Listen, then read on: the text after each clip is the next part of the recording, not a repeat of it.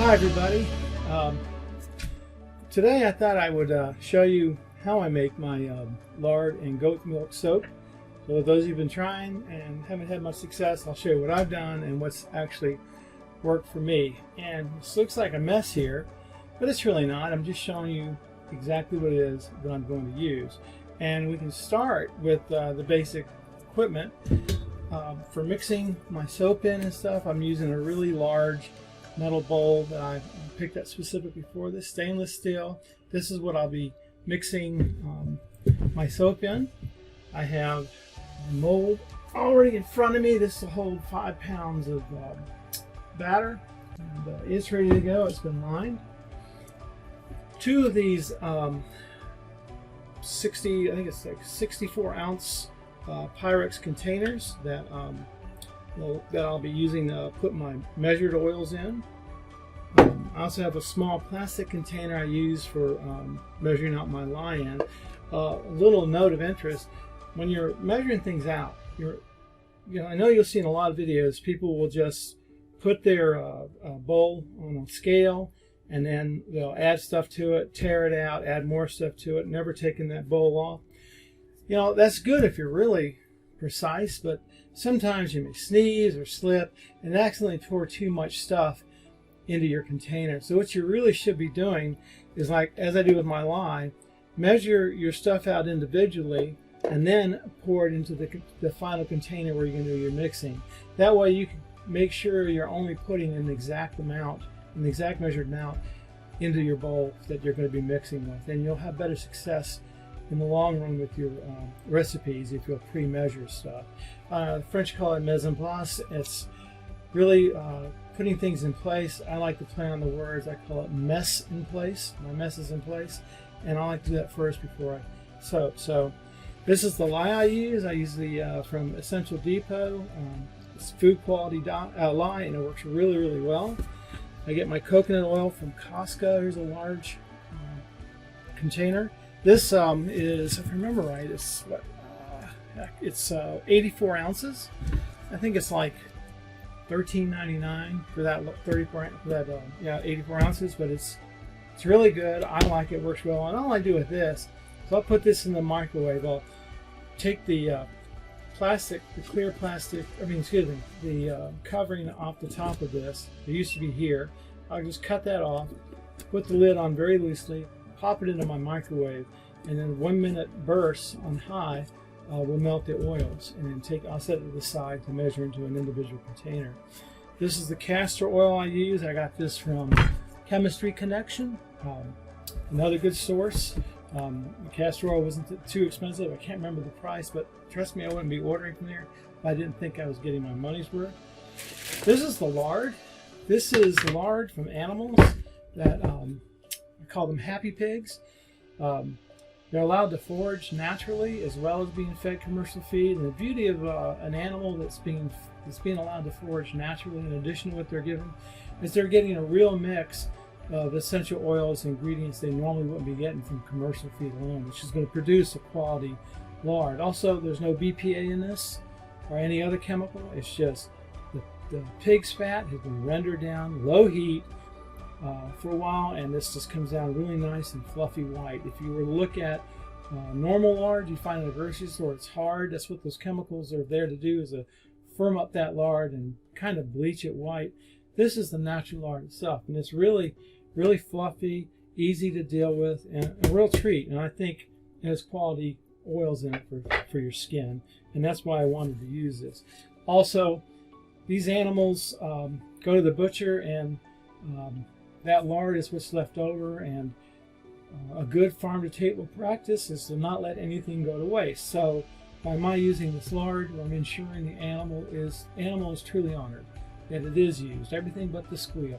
That's why I chose to use this. And here's my goat's milk. And what I like to do with the goat's milk is just put it in ice cubes and then dump them into a plastic bag into the freezer. As you can see here, I measure how many grams I've got on here, so I know at a glance. I try to do enough per mold or per batch, so I just have to pull one bag out, put it in there. Other equipment I utilize, I use a KD8, KD 8000 scale. I don't know if you can see it. Kind of hard to do this with this camera. KD 8000 scale. It's a good scale, really practical and inexpensive compared to what the others that you can get out there. It's a good hobbyist scale. I use a strainer like this to strain out my goat's milk and lye, so I don't have any lumps in there.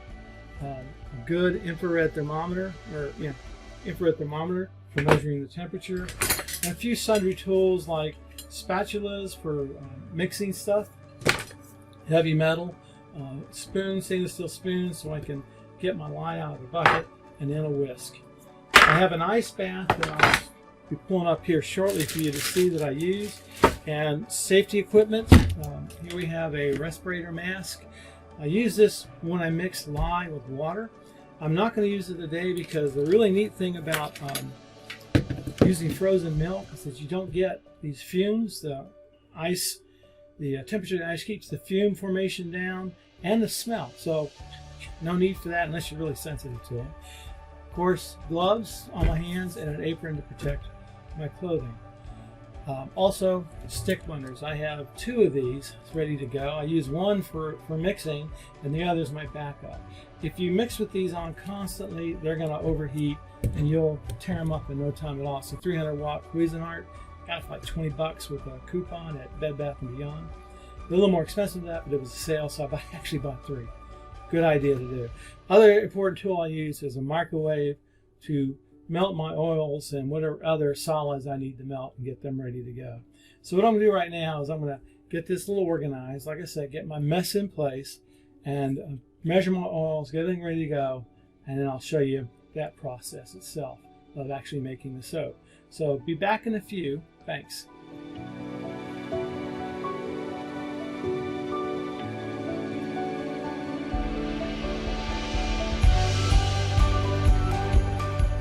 Hi everybody, we're back, and as you can see, I've already went ahead and melted my lard. Get this nice, almost completely clear oil, and in this bowl right here, I've already combined my castor oil and my coconut oil, which is already melted.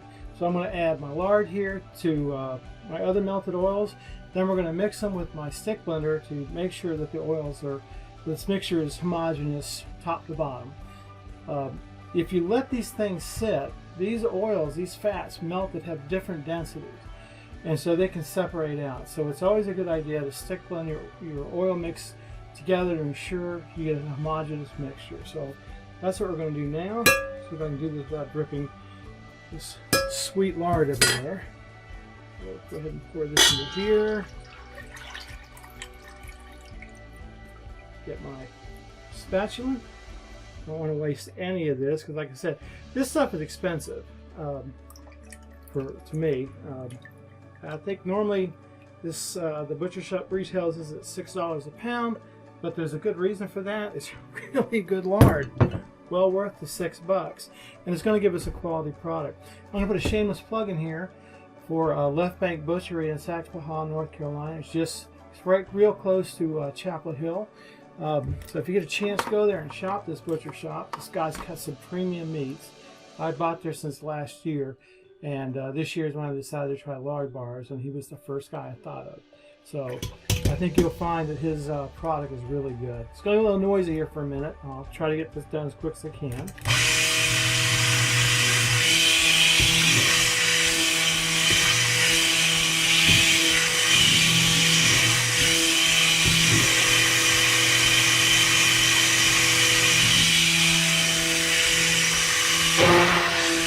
I'm not trying to take this to trace, it's just oil. Just want to make sure it's nice and mixed. And that should do it for right now.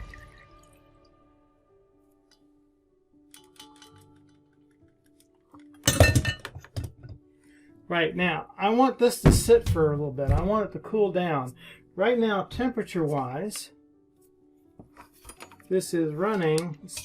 Let's stir this, agitate this so that I can make sure I'm getting an average temperature, not just the temperature on top. It's 120.6 degrees. I want to get it to below 90. If I get it below 90, that will be the temperature I'm shooting for for when I put the lye mixture in. So first off, this is my ice water bath. I'm going to use this for the goat's milk. For this, I'm just going to plug up my sink and put a bunch of cold water in the sink and let the oil, this container, sit in my sink with cold water. And that cold water, because there's more of it than oil, is going to pull just through the act of equilation. The temperatures will equivalate. Sorry, I can't pronounce that word. They'll even out. Of that, the heat will flow into the cold, and we'll get a reduced temperature. So I got to get this sink filled. But while we're doing that, let's go ahead and get our milk set up. This is the goat's milk ice cubes. I've already pre-measured them. Like I said, if you do that, when you go to do this, making soap with lard and goat's milk, makes it so much easier. And as you can see, this is ready to go. Now, what I like to do is make sure I have a lot of water, and cold water will come up as high on the sides as I can get it.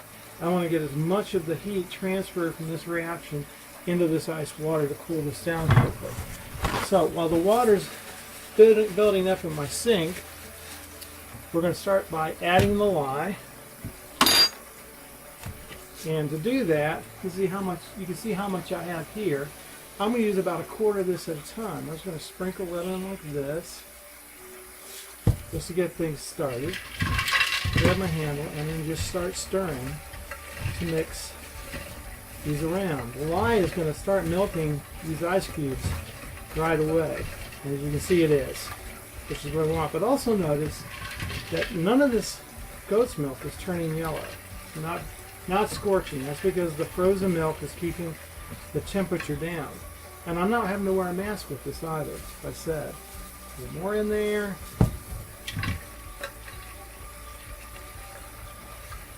And the slower you go with the lye, the better your chances of not scorching the milk. I know you're going to be tempted to speed this up. Don't.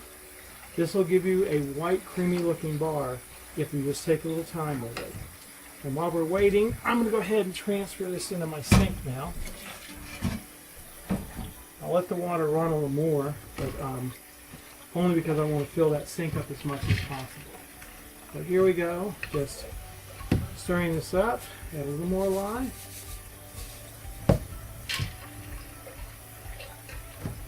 And it's doing the trick. This ice is doing a good job for us, making sure I'm not burning my milk any.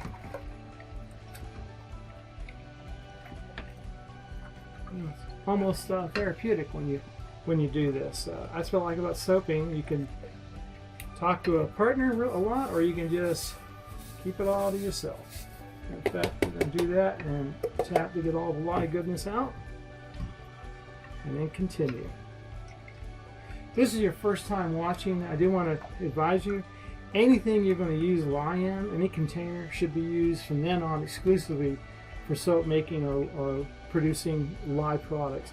You don't want to use this for food. I know it's a food, the container is a big mixing bowl, it'd be perfect for making whatever desserts or foods you want to put together. But trust me, once you've used this lye and oils and soap products in here, you don't want to go putting food items in here. It just ain't going to work. And this will be done soon. Let's look at the temperature. Okay, the temperature of this is 103 degrees. I'll show you something really cool. 103 degrees stirred. If I just measure it off the top, it says it's 105. So there is a difference. That's why you want to stir this, get an accurate measurement, and that's what I'm doing. I'm going to take 1 second here. And according to my thermometer, these melted oils are right at 117 degrees. So this has got to come down a ways, and I've got to keep going with this. I got to keep going until this lye is melted and the temperature drops to below 90 degrees. It'll be the same with those oils over there. And this will take a few minutes. So what I'm going to do is pause our video and come back to this when it's ready. It shouldn't take too long, about 10 minutes, I imagine.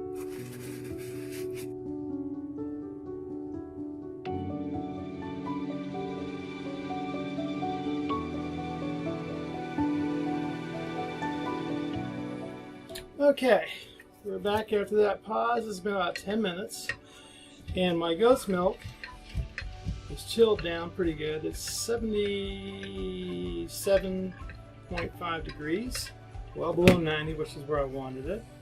And now, get to check these oils over here, and these are 85 degrees, so that's pretty good. That'll give us what we need, which is a nice low temperature for mixing these ingredients together. Get this out of here, push through there, these. Get some of this water off these bowls and make some room.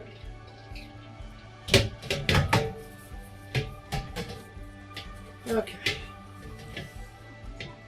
Now, what I'm going to do, give these oils one more stir.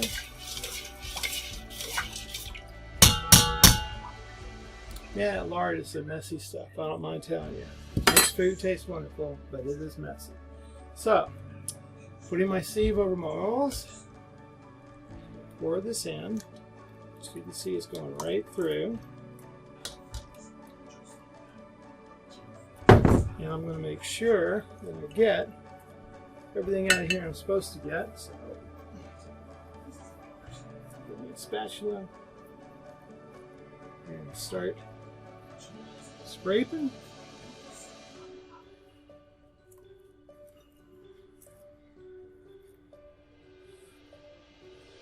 Okay, and last of all, take my whisk and just whisk away for a few minutes. And you can see the lye is going right down there. What's going to happen with any solids that remain, I can keep in this sieve and make sure they don't get into the soap. Really what they are, they're just fat. It's coagulated with the lye, and I don't want them to get in there and create hot spots. So once I get this to a point where I know I'm not going to be able to get any more liquid out of this,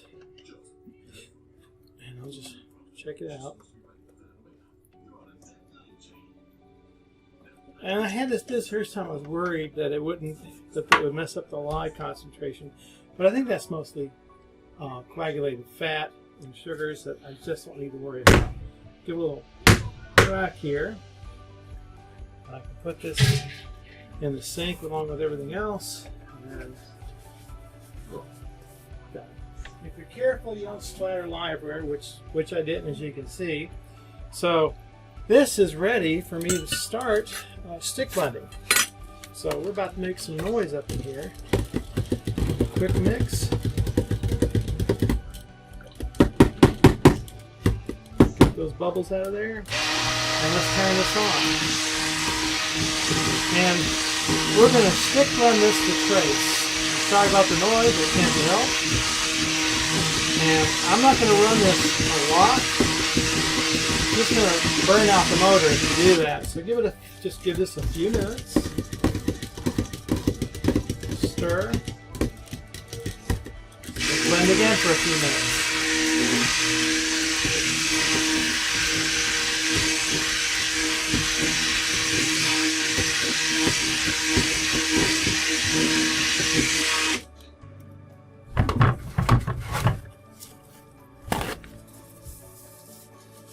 Another thing to do, make sure you do, if you spot any liquid on your countertop, go ahead and wipe it up. That could be lye, and you really don't want that to splash on you, or lean into it.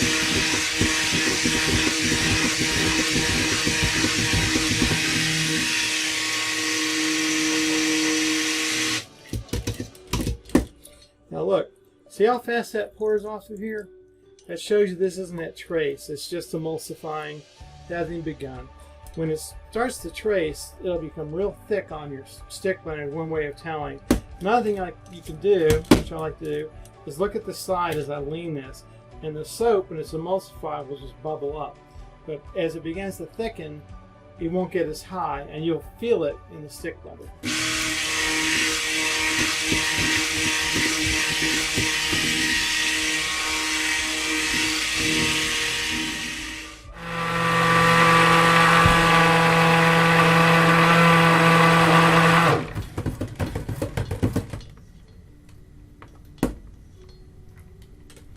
Alright, I think this is right where I want it. It's just a light to medium trace. This is the point where you could add color, fragrances, blend a little longer, and you'd be just fine. So let's start by getting our mold here ready. I like to have a spatula ready to go as well. I'm going to pour from the awkward way so you can see it actually going into the mold.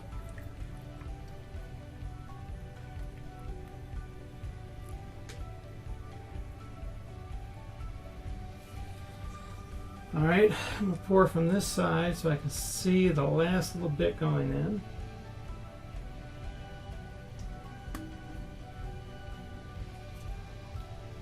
And then use my spatula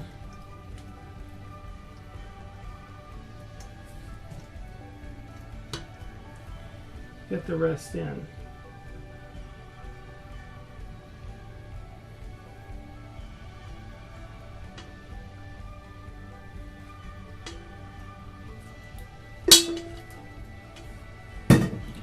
And there we have it.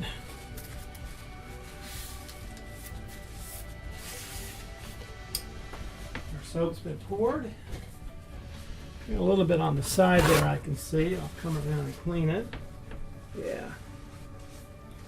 As I said before, it's usually a good idea to keep everything cleaned up. And, you know, clean up any spills so you don't have to worry about them. That's ready. So there you have it. We're going to let this sit. I'll shoot some video of this when it's done and ready to be cut. So I hope this helps you. For those of you who want to see how to make this, it's not that difficult. Pre-measure everything, slam dunk for you.